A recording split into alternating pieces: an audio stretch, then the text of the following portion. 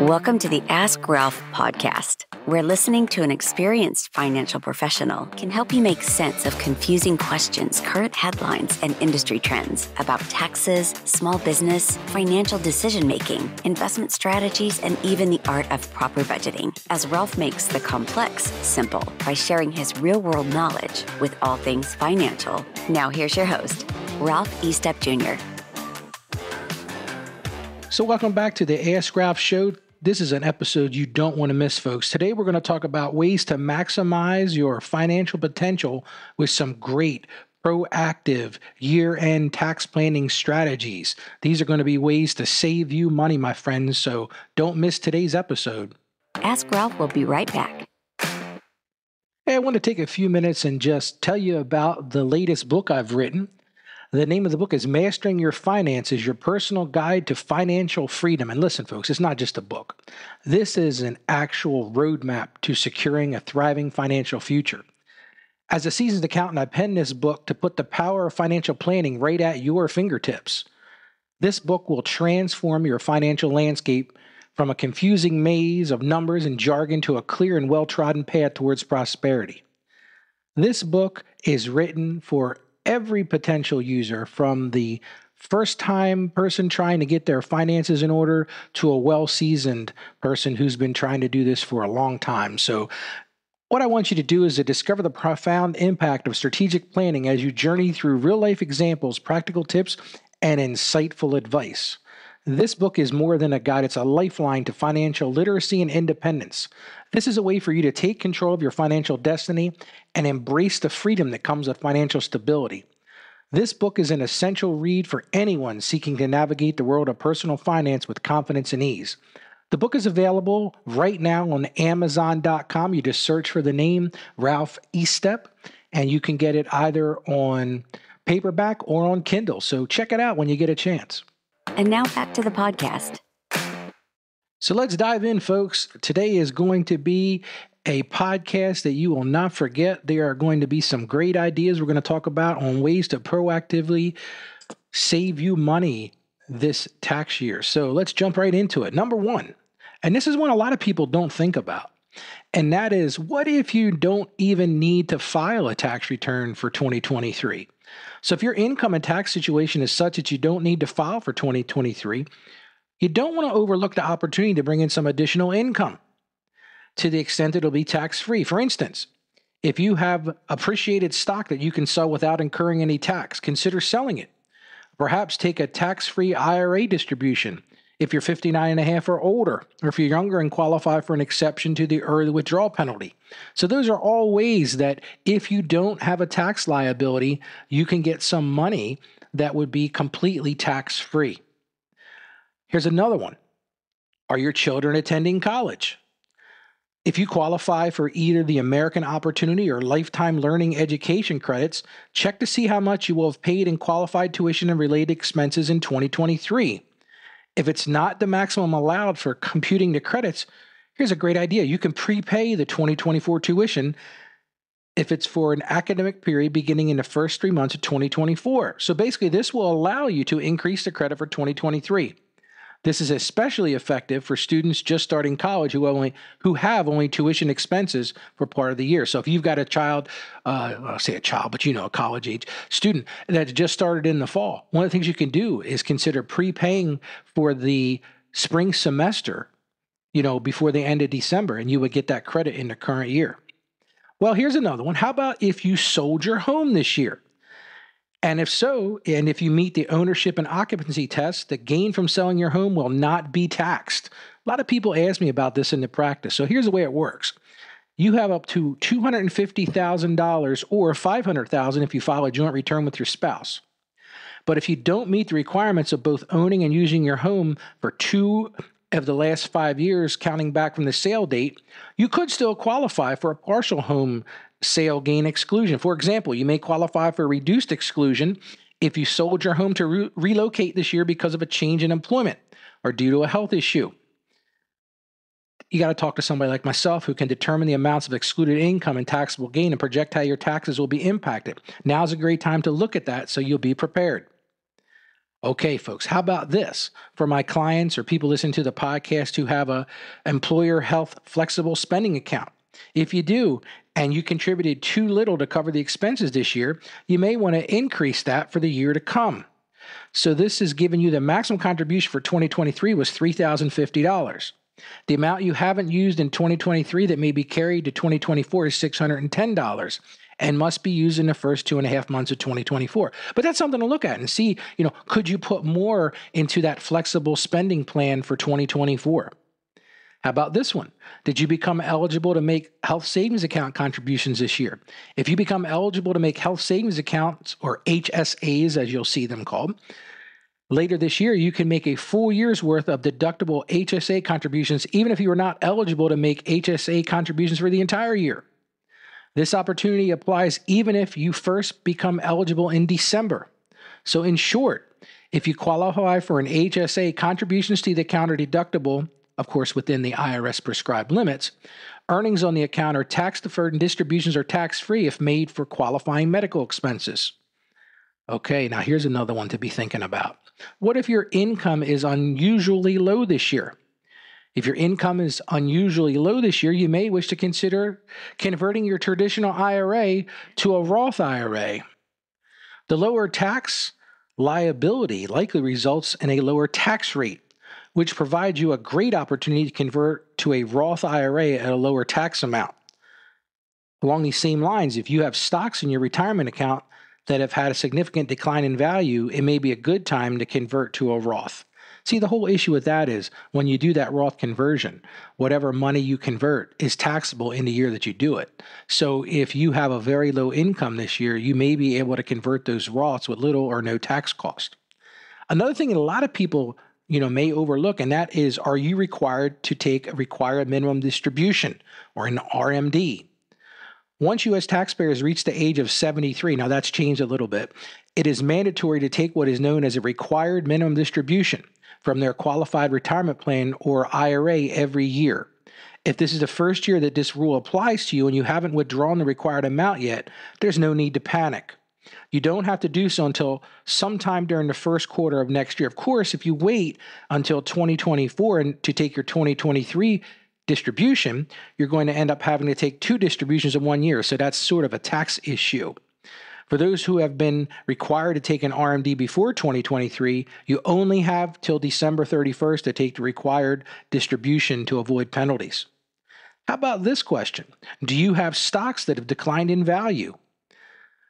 With the stock market's ups and downs, you should review your stock portfolio and consider selling losers to offset capital gains would otherwise be subject to the 15% or 20% long-term capital gains tax rate. Capital losses can also be offset up to $3,000, $1,500 if in the case of a married filing separate, or ordinary income if the capital losses exceed capital gains by at least that amount. Recognizing capital losses to offset capital gains can also reduce the amount of income subject to the net investment income surtax.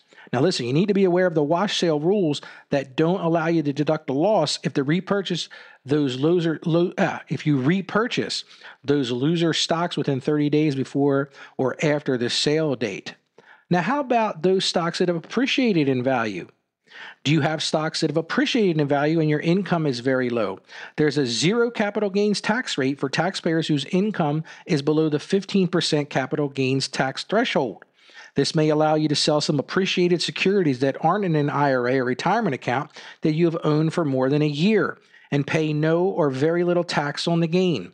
The 2023 15% capital gains tax bracket starts at a taxable income of $89,251 for married joint filers and $59,751 for those as head of household and $44,626 for all other filers. How about prepaying your state income and property taxes? That's a great way. You probably know that if you're not subject to the alternative minimum tax and you itemize your deductions, you're eligible to deduct both your property taxes and state taxes or sales taxes up to a maximum of $10,000. But did you know that in some cases you can increase that amount if you deduct on your 2023 return by prepaying some of the taxes by December 31st, 2023. You can ask your employer to boost the amount of your state withholding by a reasonable amount, or if you're self-employed, pay the 4th quarter estimated tax in December. and increase your deductions for the current year. The same is true for real estate taxes. If you pay your first 2024 installment in 2023, you can take it as part of your 2023 deduction. But here's the thing, you got to remember, there is that $10,000 SALT limit.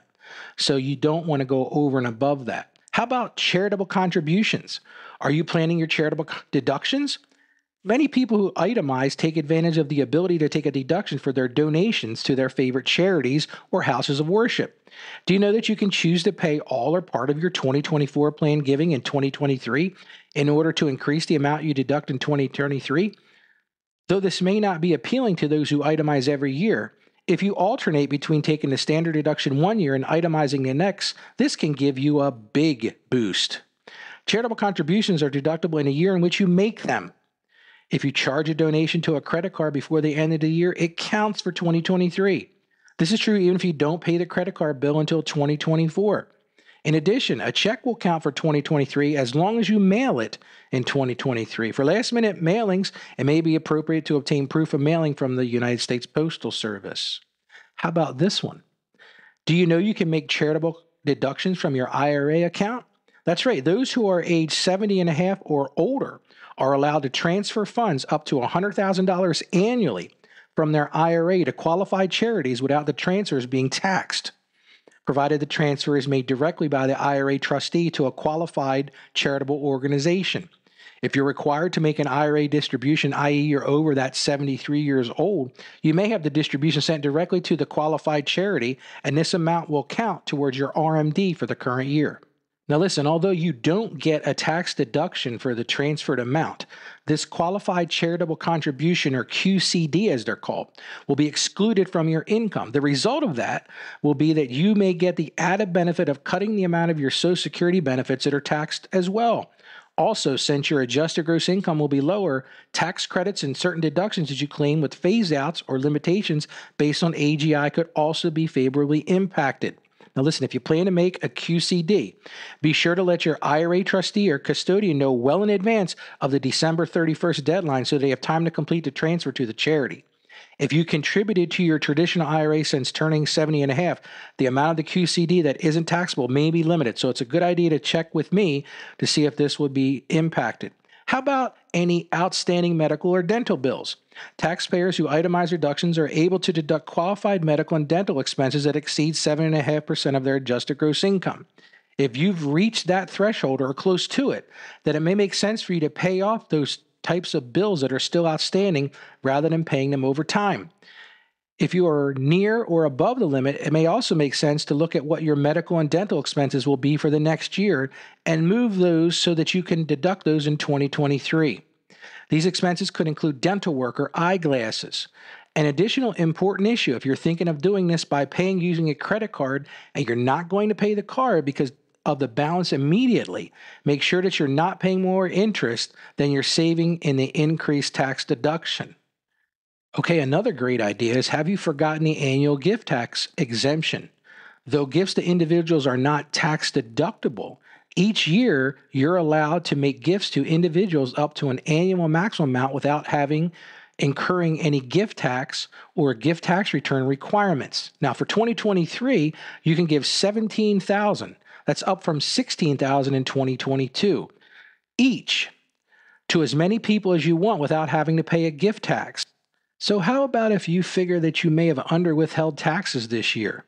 If you think there's a chance that the income you've paid to date for 2023 is insufficient, it's a good idea to increase your withholding in time that's left before the end of the year to make up for it. Underpaying taxes makes you vulnerable to an underpayment penalty that is assessed quarterly. The good news is, even if you have underpaid for all or any of the first 3 quarters of the year and will owe taxes when you file for 2023, you can catch up by boosting your year-end withholding, since federal withholding is deemed paid ratably throughout the year. Plus, increased withholding and possible payment of estimated taxes can also reduce that potential fourth quarter underpayment penalty. Well, how about if you were unfortunately one of the ones who suffered a disaster loss in 2023? 2023 had some significant declared disasters, including Hurricane Idalia and others, wildfires in the West, and of course what happened in Maui, and severe storms and flooding throughout the U.S. Any property losses incurred because of a federally declared disaster can be claimed on the current year's tax return or at the election of taxpayer on a prior year's return, generally providing quicker access to a refund. However, you need to be careful. Care must be exercised to ensure a disaster loss is claimed on the return of the year that will provide the greatest benefit. In addition, after insurance reimbursement is accounted for, the result may not be as expected and should be determined before making a decision of which year to claim the loss. Now, how about if you were divorced or separated this year? A divorce or separation can have significant impact on a couple's tax filings. The decision to file joint or separate returns, who claims the children, and the tax rules related to whether to take the standard deduction or itemize, how income and tax prepayments are allocated, and more issues need to be considered. It's really best to figure out all those things in advance. And finally, have you considered making any purchases that would qualify as energy and environmental tax credits? These are non-refundable, so it may be a good time to look at that and see if you are able to take some of those credits. Thank you for joining us on the Ask Ralph podcast. And with a simple click to subscribe, we'll invite you back to our next episode. And remember, financial issues don't have to be complicated. Just ask Ralph. The information contained in this episode of Ask Ralph is based on data available as of the date of its release. Saggio Accounting Plus and Ask Ralph Media, Inc. is under no obligation to update this content if changes occur. Applying this information to your specific situation requires careful consideration of all facts and circumstances, and any information provided is not to be considered as financial, tax, or legal advice. Please consult your tax advisor or attorney before acting on any material covered.